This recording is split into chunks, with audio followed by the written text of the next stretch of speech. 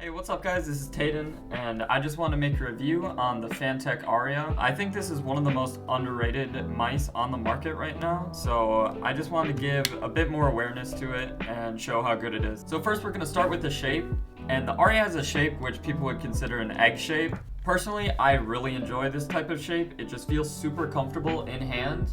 To compare it to some other mice, we can look at the Orochi. So it's just kind of like a slightly bigger Orochi.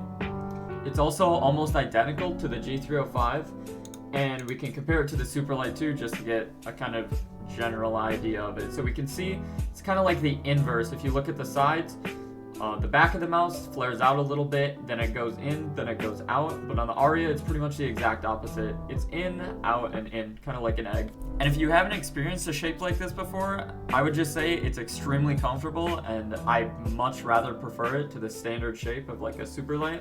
And I also just decided to throw in the G303 Shroud just to get a comparison to this too.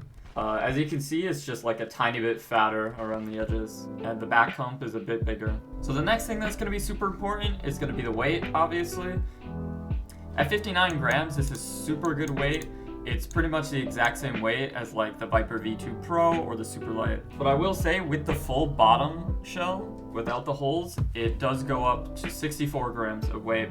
So keep that in mind, but honestly you should probably just play with the whole shell. So this mouse only has a 1000 hertz polling rate, but it does have motion sync on it, so that's a plus. And just to talk about the quality for a moment, because some people might be concerned with the switchable back, I actually think the quality is like extremely good, especially for something like this where you just switch it in and out.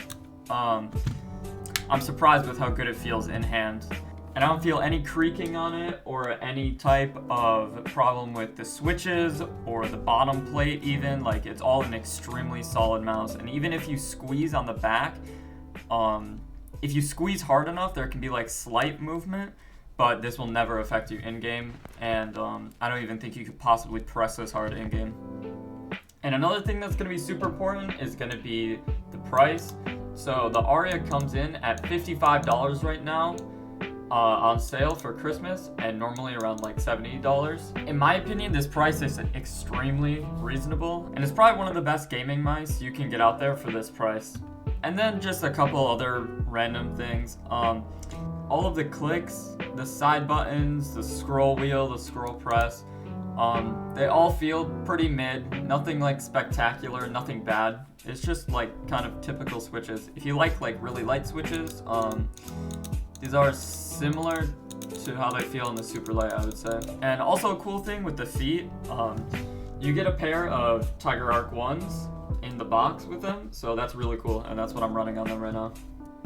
But yeah, so just to end off, I would say this mouse is a steal for $70. For $55, this is an amazing mouse. It's probably the best eggshell on the market, and just one of the best mice I've used in general. So I'm gonna leave the link to this down in the description. I have no code for this or anything, so this just really is purely my opinion. I highly recommend the mouse to anybody. But yeah, so that's gonna be it. If you have any questions, comments, concerns, feel like I missed something that makes this mouse fucking horrible, then let me know in the comments. But besides that, I'll see you guys later. Peace.